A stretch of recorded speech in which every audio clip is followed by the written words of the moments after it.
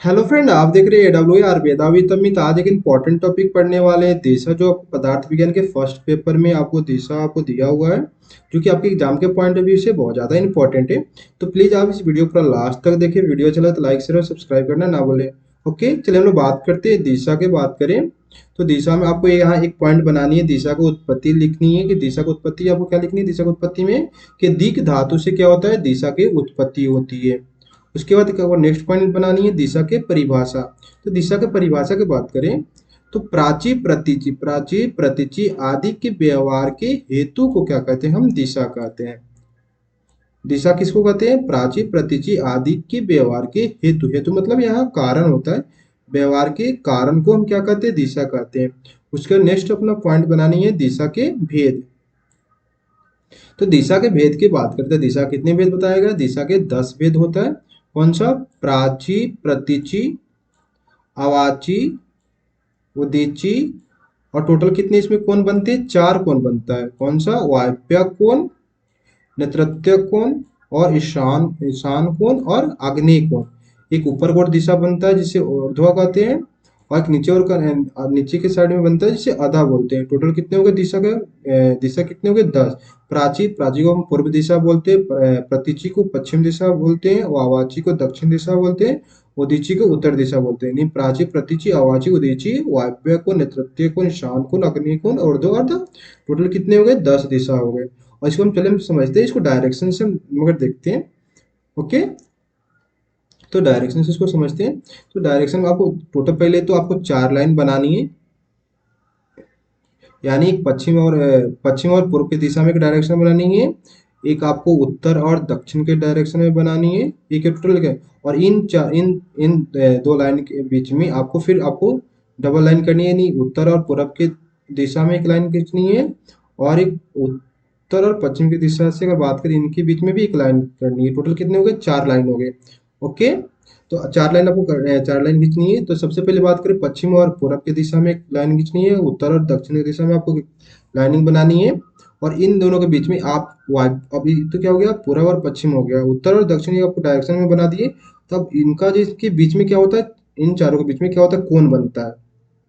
तो आप कोण कैसे याद रखिए, जैसे वायव्य कोण है, ईशान कोण है, नैऋत्य कोण है और आग्नेय कोण है। तो ये आपको जैसे किनके बीच में कोण बनता है आपको याद कैसे रखनी है। तो आपको एक ट्रिक याद रखनी है कि बीना, BINA, क्या है, बीना। अब अगर बीना अगर जैसे कि ये शब्द अगर याद रखते हैं तो आप किनके बीच में क्या हो रहा है, कौन बन रहा है, आप बिल्कुल नहीं भूलने वाले। और जैसे कि आपको एमसीक्यू में और क्वेश्चन भी पूछा जाए तो बहुत जल्दी आपको उस क्वेश्चन को आप सॉल्व मगर कर सकते हैं, आपको उसको आंसर बता सकते हैं। इसी की बात कर, देखिए यहाँ बीना लिखे, BINA। बी से क्या हो गया, वायव्य कोण। बी से क्या हो गया, भी से वायव्य कोण हो गया। यानी वायव्य कोण किसके किसके बीच में बन रहा है, आपको बस उत्तर और पश्चिम के दिशा, बस आपको जो डायरेक्शन जिस डायरेक्शन में जैसे कि आपको बनाया हूँ, जैसे पूर्व और पश्चिम, उत्तर और दक्षिण, इसी क्रम में आपको डायरेक्शन में आपको याद रखनी है। जिससे आपको ट्रिक से आप इजिली इनके बीच में कौन बनेगा आपको इजिली आप याद रख सकते हैं। तो जैसे देखिए, उत्तर और पश्चिम दिशा की बात करें, इनके बीच में कौन सा कौन बनता है, वायव्य कोण। यानी वी से क्या हो गया, वी से वो होता है ना, तो वैसे वो क्या हो गया, वायव्य कोण। अब आई से क्या होता है, ईशान।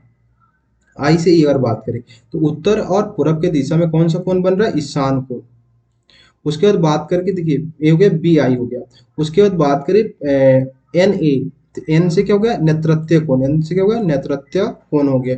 ये किनके बीच में बनता है, पश्चिम और दक्षिण दिशा के बीच में कौन सा कोण बनता है, तो नैऋत्य कोण बनता है।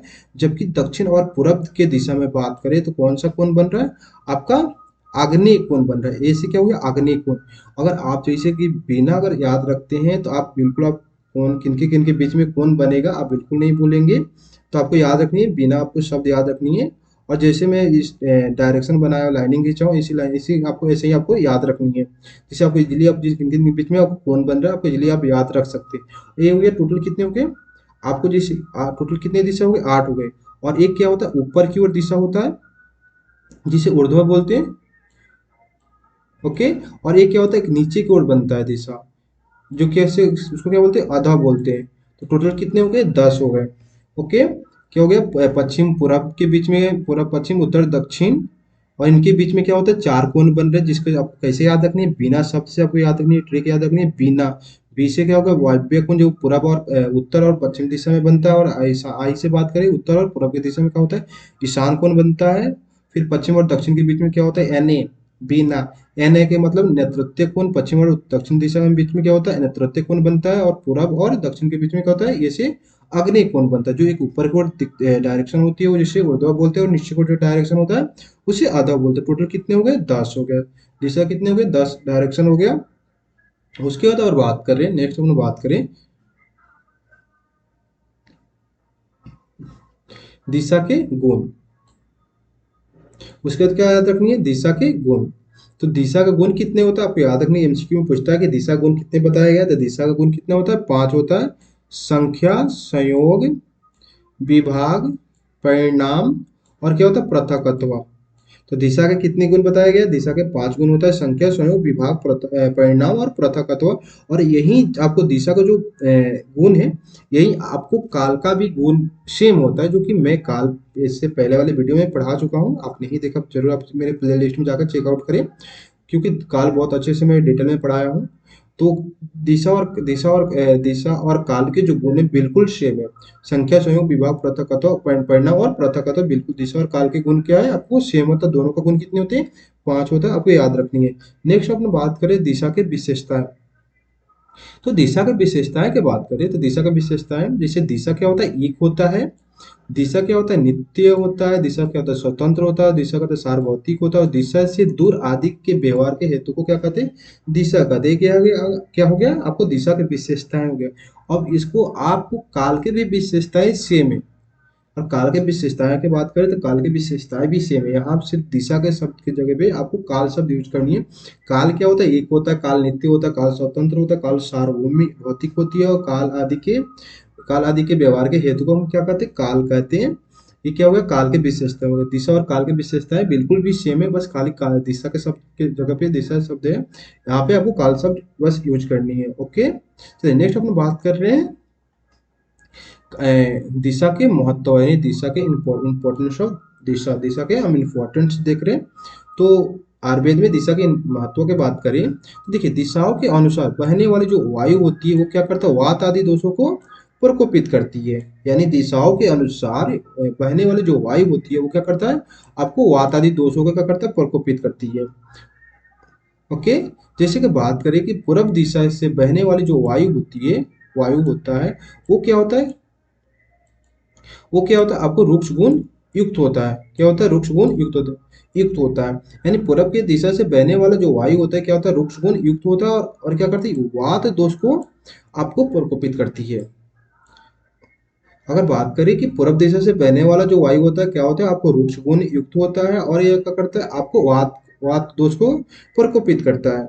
नेक्स्ट अपन बात करें पश्चिम दिशा से बहने वाला जो वायु होती है वो क्या होता है, स्निग्ध होती है। स्निग्ध गुण युक्त होती है। और ये क्या करता है, आपको शरीर में कफ की वृद्धि, कफ दोष की क्या करता है, वृद्धि करती है।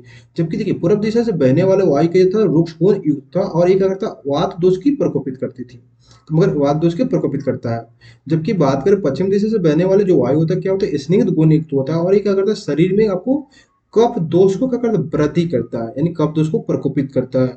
नेक्स्ट अपन बात कर रहे हैं दक्षिण दिशा से। देखिए दक्षिण दिशा से बहने वाला जो वायु होता है वो क्या करता है, आपको मानसिक गुणों को प्रभावित करता है। दक्षिण दिशा से बहने वाला वायु होती है जो क्या करता है, मानसिक गुणों की प्रभावित करती है। जबकि उत्तर दिशा से बहने वाला वायु करता है उरज छत आदि को क्या करता है, प्रभावित करता है।